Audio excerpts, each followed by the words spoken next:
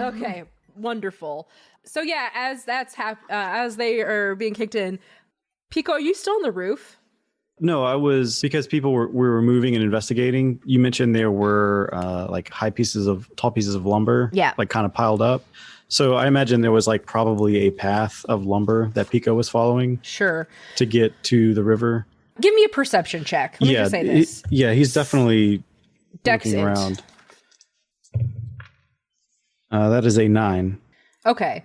So as this fight is over and Pico is up on his tall logs and he's like looking around, just at that moment, like the moonbeam shines through the clouds, and you notice not too far off from where you guys just ran into these false eggs, you see a little bramble bush, and you can see what looks to be like the top point of like a very pale pink hat sticking up. Pink hat. Okay. Well, so at this point, Pico's not really hidden. There was an arrow that was shot from the shadows. So he jumps down and probably says something. Thinking of something Sundari to say, but whatever. Musashi's like, I was wondering when you were going to show up. He's like, kind of knew you were here after that whole thing. Like, I was just hanging around.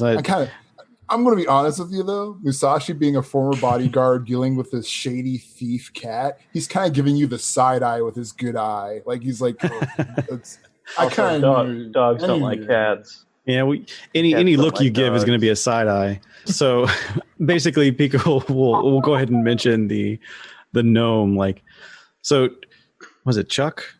Yeah, Chuck. I was thinking of Woody from the other place. Chuck said something about gnomes, right? I saw one over in the bushes. Okay. Got a pink hat trying to hide. Can't hide from me. Francis is straight up crying. Tough it up, big boy. You look what you did to those crabs. They had a worse day than you did. That's the problem. Yeah. I'm like holding my trunk and like hugging it, and I'm like, no. So Pico's whole philosophy right now is he doesn't really care about helping Chuck, but there is stuff happening in this area. So there's a chance that maybe it's relevant to what Pico's interested in. So as long as he's just in the area, maybe something will lead to something else. Yeah. So yeah, what do you guys do with this information that Pico just gave you? I'm going to try to cheer up Francis and say, I walk up to Francis and I say, like, I guess like Musashi's kind of like awkward for a moment because he just sees Francis bawling, like, what can I say to this giant boar thing that completely decimated crab and like didn't kill him, but like put out a lot of damage. Holy cow. You did well, giant warrior. Keep your chin up. You shouldn't be so like this. You should not be the way you are. Yes. You handled yourselves very well. You should be proud. Yeah. Do you get close to me? Yeah, I kind of get close. Okay, I pull you in for a hug. Oh, I'm sitting on the ground crying. I drop my log, and I'm like, "Thank you." Musashi's just like, "Oh, okay, we're doing this now." Just like petting. Yeah, just like how like you pat on the back kind of thing. Yeah. Like, there we go. Yeah, good job. Okay, I feel better now. Our cat friend has found us a gnome to follow, so we should continue forth for your employer, and that's kind of why I said try and encourage you to, let's go. Okay. Yeah, for Chuck. Yeah, okay. And then we'll head that direction that Pico pointed us towards, or wherever he said that the gnome would be at. Possibly Pico, the pink hat. Would you be interested in tracking this thing for us? Yeah, let me hop back up there. You're probably the quietest out of all of us. Maybe still in the bushes. I'll go check. Quiet. So no comments. Says it's a straight up lie. It's not even a lie. He just doesn't. He thinks he can be. So yeah, Pico kicks the hairball that he coughed up during all of this grossness and jumps back up on the pile of logs. Okay, so in order to stealthily sneak and get to this gnome, I think you're going to have to beat the terrain check, which is 13, and it is dark/night. So if you have a specialty to that, you'll get the bonus. I do. Okay. So that's a +1, I think. To your roll? Okay. Yeah. Oh, no, +2 for specialized trainer weather. Okay, cool. So Sweet. you need to roll your stealth dex. Okay. And specifically, I'm going to try to... my stealth is... Let me get my non-combat sheet out. Dex +1. So, I might actually do okay. So I'm trying to walk towards the gnome in a way where everyone else can follow through the rows of lumber. Because they can see me at this point, Right. so... that's just a 7. Total? Yes, total. Even with all your bonuses? Yep. Okay. So Those gnomes are crafty. So I tell me how you're not as stealthy as you would like to be. So what does that look like for Pico? Like if you're not doing well? Yeah, after he scrambled up with the lumber, like say there was some pile that was just, not well piled. Yes. So it kind of like kicks one of them loose and they just kind of fall and clatter. So Right. you can kind of So as Pico the logs start to clatter, you see that little hat like kind of jump up and it like you can't see a face yet or anything. It's just like you can tell that it's like turned because of how the hat movement is moving. And then it starts to take off and it's like then you see basically this little figure, very pale green, starting to go away from your guys' area. Well, I think my natural reaction would be to chase after it. But, Sure. I also don't want to like leave everybody behind, but... Does it leave tracks at all? Pico, if you look, it's too light. Like in the mud, it's not like leaving anything. Think Legolas walking on snow. Or I have Legolas on my mind. Don't we ask all? why. Okay, so I'll just point in a general direction of where it's running so everyone else can head to the same location, and I'll bolt after it. Okay. Do we want to fan out a bit in case it zigzags? Is this lumberyard like a maze? Like I'm up at the top now. There is a strategic way of how things are lined up. So it's like pile, space, pile, space, pile, and it's not really like disorganized. Like it's all grid-like. I got it. Okay, so I have a good view of everything. I am going to, I won't run as fast doing this, but as I'm heading towards the gnome, I'm going to be shooting arrows into like a rough path of where people should be walking through this lumberyard. So it'll slow me down, but I think it'll be worth it. Okay. So you're basically directing people, essentially. Yes. Okay, awesome. So who is doing what exactly? Or what would you like to be doing? Musashi. I think Musashi would just follow Pico's lead at this point and like try to keep up. I think like if he were to pursue and Pico were doing what Pico was doing with the arrows, I think Musashi would figure out that he should follow the arrows to go. But that's what Musashi would say, and I guess or would do, and I guess he would instruct everybody to follow. And let's try to catch this gnome. That's what we're supposed to do. We're trying to figure out what's going on with the gnomes. So okay, so Ulfred or Francis, what would be your plan of attack here? I think Francis is following the trail, but he's kind of slowing down and picking up all the arrows. Okay, great. Nico, you left these behind.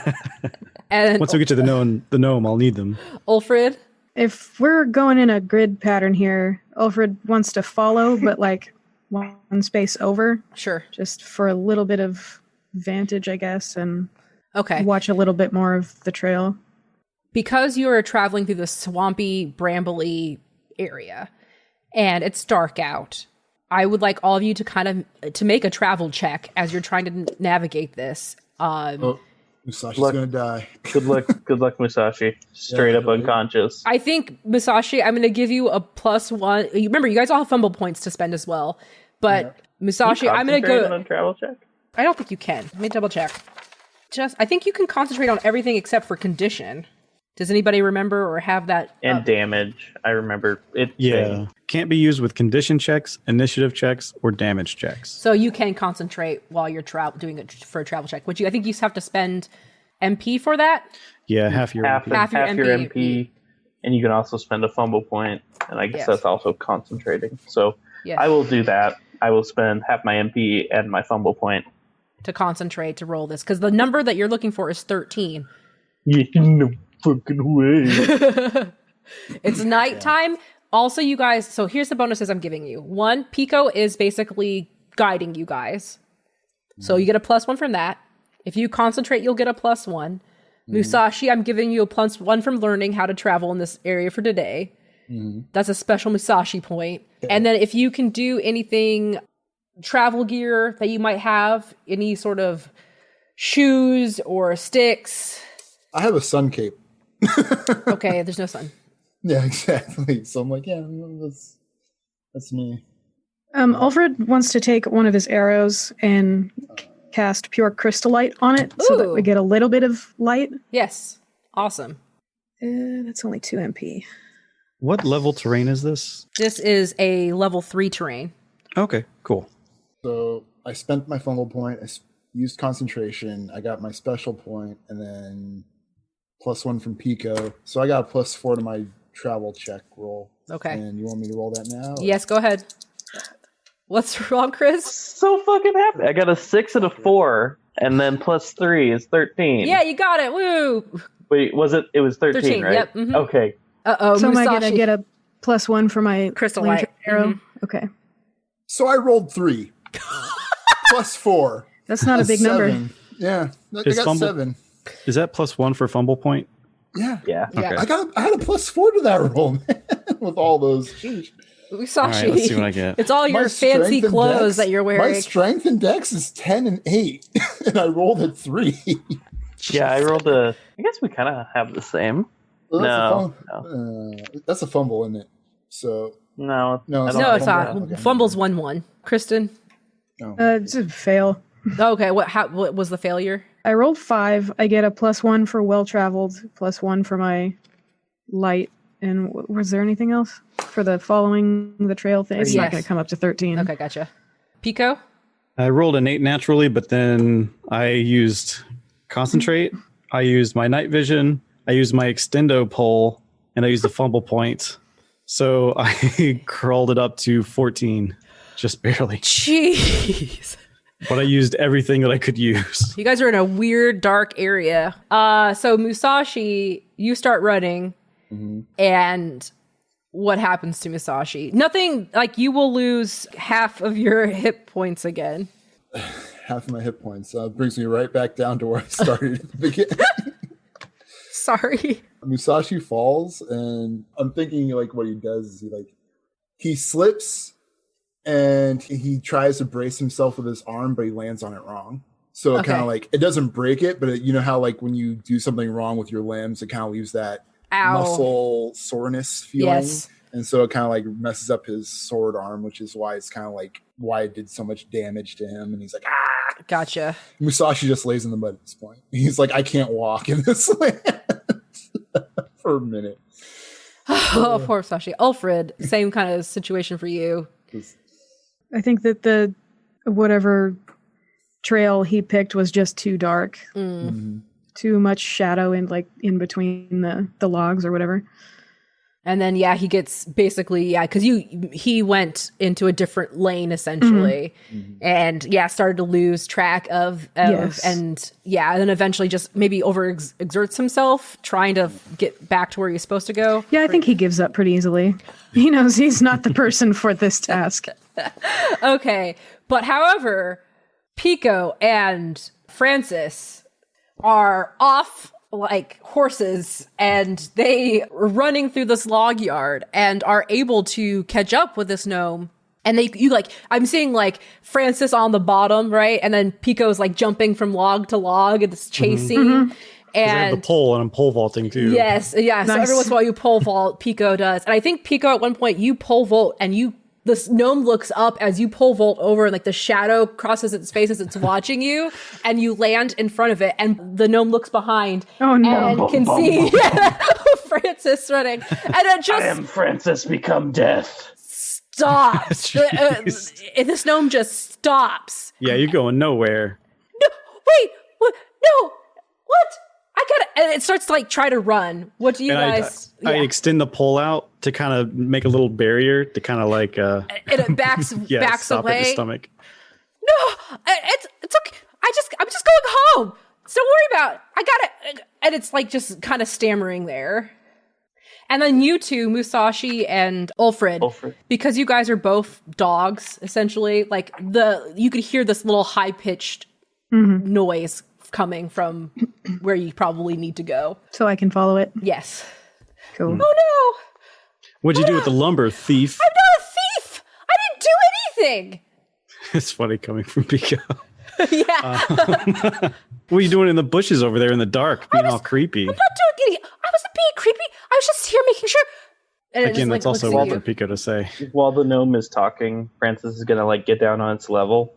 So he's like, "How big is this one? Like a This foot? is like Less- this one's 7 inches, about 7 inches tall. Okay, so he's gonna like lay on his stomach with like his head on his hands and be like, "Mr. Gnome, why are you messing with what is Chuck's last name? Beaver.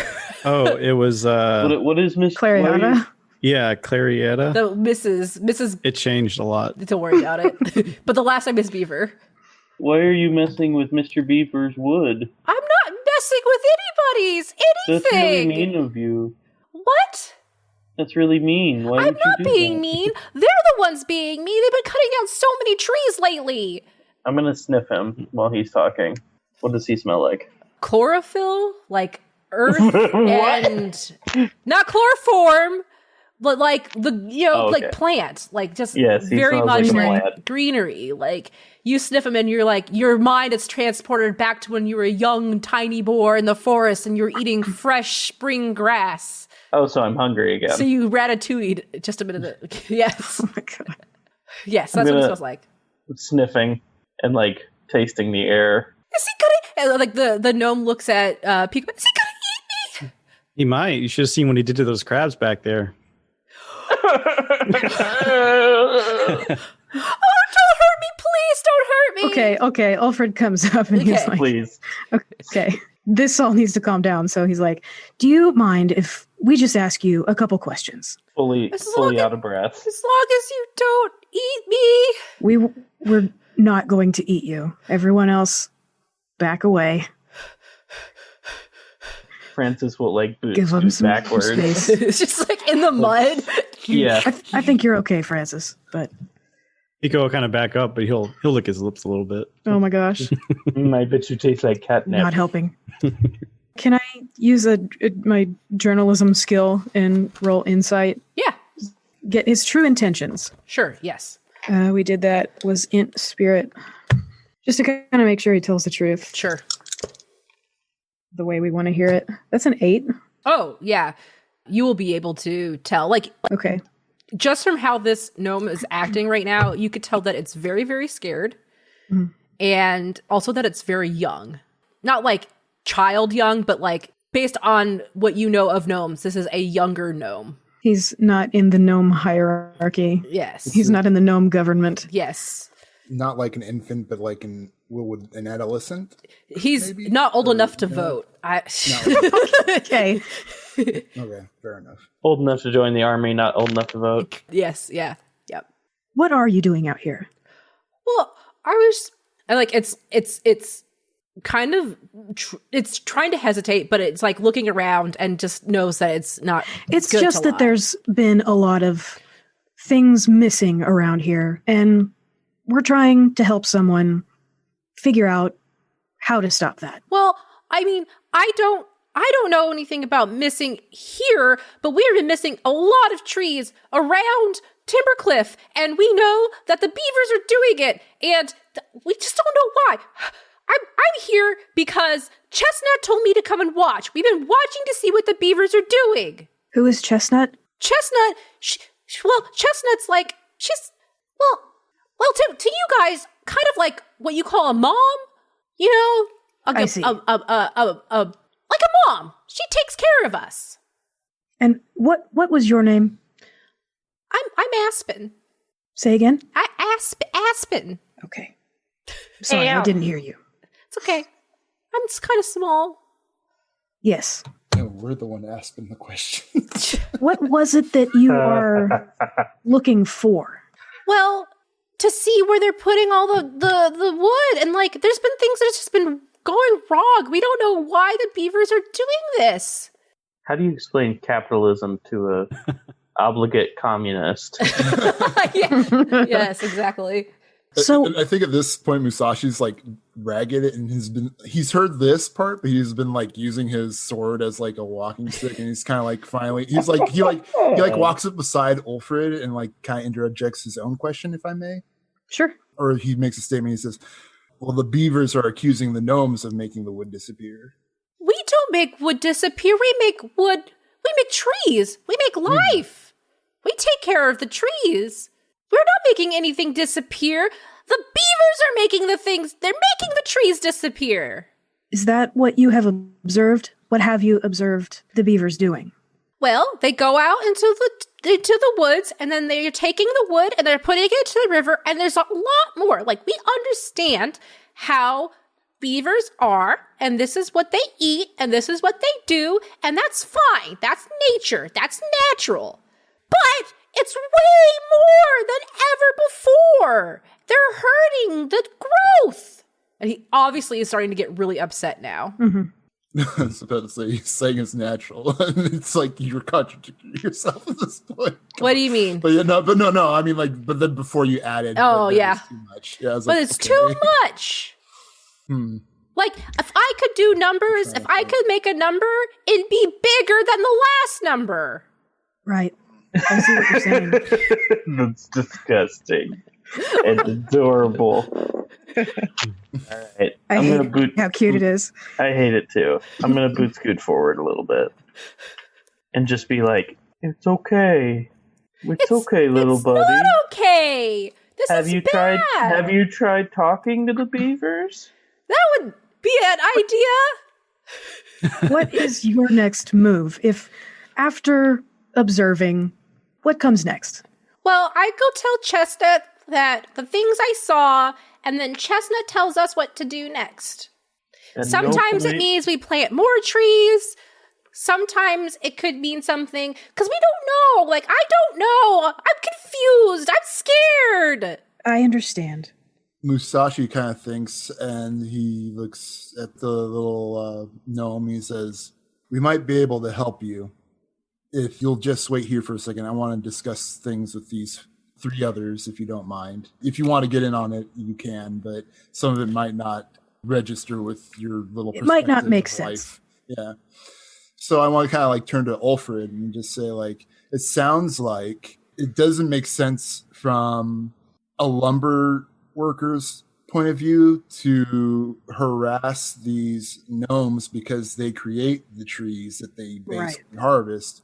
But it sounds more like the gnomes have tried to, they probably antagonized the beavers in some way, shape, or form, which is why the beavers want us to get rid of the gnomes. But it's such a weird thing that I think we should discuss this with the gnomes leader, Chestnut, to understand what's actually going on. It sounds like Chestnut's the mastermind behind this whole gnome activity. Right. And it sounds to me like maybe the beavers are just taking too much.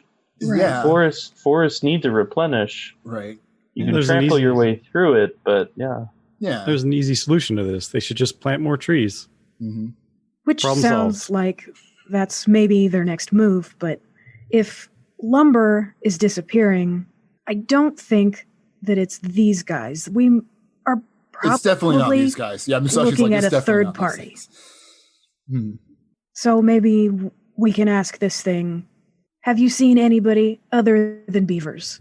Oh, are you turning back to Sure. Aspen? So, like, while you guys were talking, like, there's a scene where, like, Aspen is, like, starting to slowly back away from you guys. Like, obviously you're talking to yourselves, and, like, looks like it's about ready to bolt when that little fox shows up and, like, looks at it menacingly, and so it starts to go the other way back towards you guys. So right when Ulfrid says something, have you seen nothing?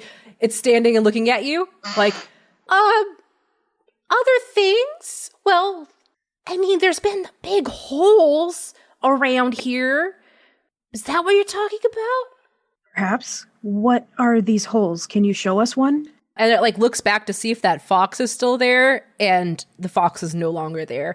Yeah, sure. I'll take you to a hole. Thank you very much. So yeah, it starts walking you through the lumberyard, and it has been acting pretty like skittish this entire time, but it like you can't help but see that it has like a little dance to it as it's walking. Its step. Like it has yes, it does, but like looks back over once in a while, kind of scared, but it's like it's in its nature to be bouncy, right? And it brings you to an area on the bank where there's this large hole, like right on the like river bank.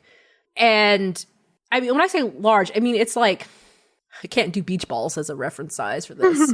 How many gnomes would fit in it? Beach balls. I think it's probably like almost 6 feet in length, this hole. So it's pretty large, and you can see that there has been some wood shavings around it. But it's close enough to the riverbank that it's like you can see that it's starting to like the sediment is starting to close up this hole. Does that make sense? Mm-hmm. Okay. Here it is! A hole! Just Great. like you So what are we asked looking for. at? What's so special about this hole? It's just new. You said you wanted to know if I've seen anything else, and this is what I've seen. How new would you say it is? How many moons? How many moons? Numbers are hard for me. What was the season? This season. This is the first season we've ever noticed. Summer. Okay. It's like walking around the hole, looking at it, and kicking stuff into it. And if I could clarify, you said you understand that beavers have to take wood. Yes. Has it also been quite recently that they've been taking too much? Yes. Not too long ago. Like this season. Yeah. Musashi kind of like epiphany, like he's like, oh yeah, and he goes, remember Zolfrid mentioning a third party, and it's like, oh well, yeah, if a third party was making wood disappear, of course the beavers would be desperate to meet demand, so they would increase the amount they're taking. But what would we want to take wood and make a hole like this? Or the beavers haven't changed how much they're taking at all, and it's this third party that's doing it. It could be that too, I suppose. It's an exile beaver family. Most likely. Can I do a perception check around the hole? Yeah. The hole's great and all, but I'm curious what's, is there anything weird around it? Sure. We actually looked inside the hole. You haven't looked in the hole, no. Oh, I thought you said the sediment was in there. Oh, well, yeah, there's like, it's starting starting to fill up with like water and stuff. I just rolled a 6 anyway, so. So you're looking at it, and it looks like, okay, Pico, for you, you're looking at this, and so you're seeing all like the wood chip stuff, and I think you notice that there is a drag mark. Like basically you see like in the swampy, you can tell it's obvious enough that something wood has been pulled towards this hole. Look at this. This is weird. Did something get pulled out, or did something crawl back in? Or is something pulling wood in here? Okay. You said it's like 6 feet across? Yep. How deep? Because of the water and like the muddiness of it, it's not really that deep anymore. It's probably like a 1.5 feet, 2 feet deep. I'll reach in. Okay. Start feeling around. I mean, you're feeling more the wood chips and stuff. You're bringing it out. Give me a perception check as well, which I believe is Dex Int. That's 6. So yeah, you're filtering through it, and what you notice is when some of the sediment washes away and some of the wood chips are going, you see a grub in here. You have like a grub. Can I do a channel to see when that's my like? Oh yeah, you have a God divine thing. Yeah. Yeah. So see, explain to the podcast viewers and listeners and viewers what your channel power is. Yeah. So Francis is like a weird like divine pig demigod kind of thing. Labels, who cares? But like, he's a special bipedal creature. Yes, and he's got a direct link to Golan Bursty, the boar god. Okay. Golan Bursty. So he's gonna like try and talk to him. Sure. So like his eyes roll back, and there's like like a light blue kind of film comes over them. Not film, but like that coloration. Yeah. Sure. And we'll see if Gull and Bursty picks up the phone today. That's a 9. Did we have a chart for that? Nope, I don't think so. What did I say? It says they basically based on your roll. I will give you something. I think it's like the lore, all the other lore checks. So like, however we've been doing that. What's your god? He's literally a boar god, right? Mm-hmm. Yeah, and like, there's like aspects of like nature preservation and stuff like that. Because like, he's sending Francis out to go like make peace with the humans and stuff like that. With a 9, I'm trying to think of how he would it would communicate. Like, how do you? I think there's ways for this boar god to communicate. I think usually it will fill your images and stuff, images or smells or like sounds. So what all of a sudden you hear in your head, it's almost like everything goes quiet around you, and you are in your own little sound bubble, and you hear the sounds of clawing. You've heard this before in the forests, and you hear this clawing, and it's distinctly the clawing through earth.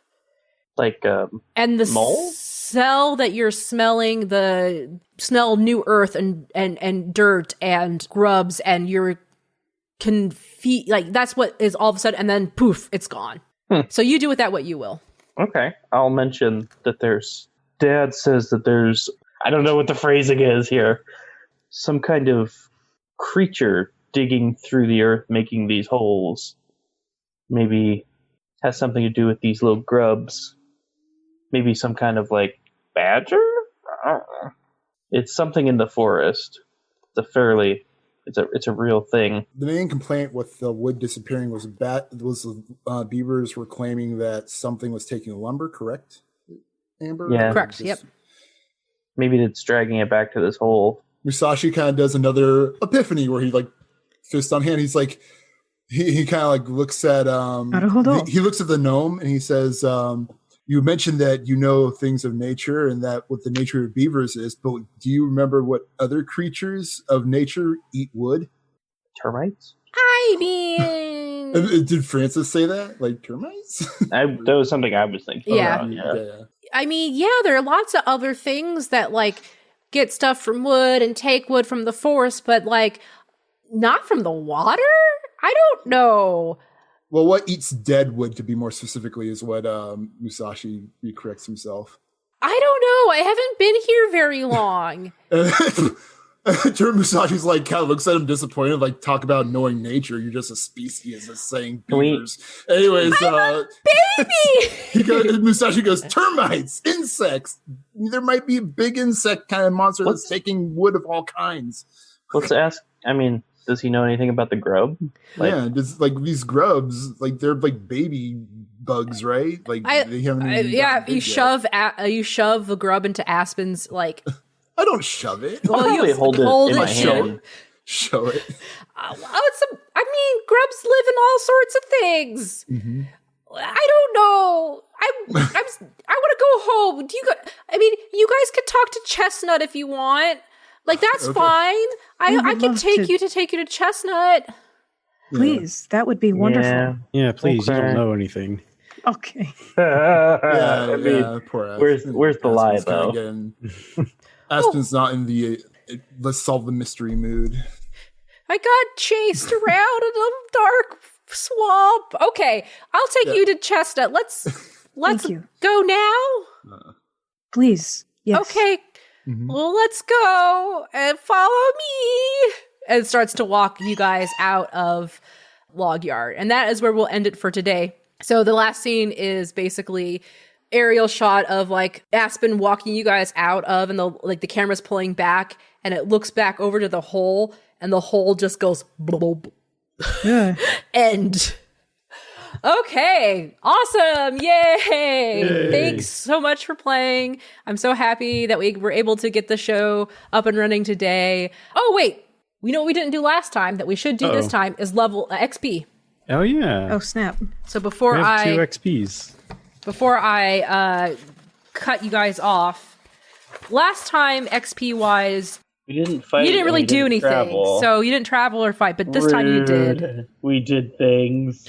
So first way is you're going to get the highest typography, terrain, and weather you guys experienced was 13. So that's 300 XP. Okay.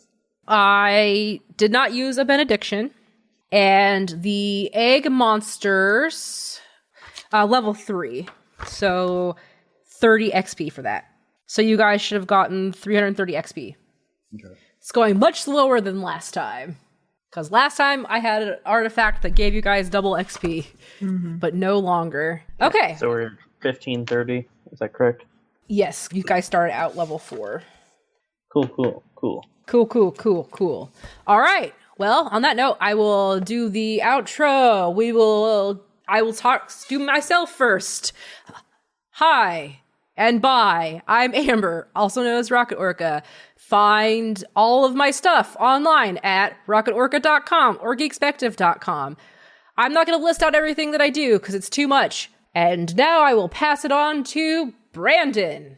Hi. You can find me on Twitter at BrandSeals. There's not much there lately. So hi and bye. Okay, Brother John. Hi, I'm Brother John. You can find me at Monochrome Guy on Twitter, where I do nothing for long periods of time, but sometimes I put something up there every once in a while. And sometimes you stream on Fridays. I play video games on here. It's just chill streams. It's not a podcast or anything.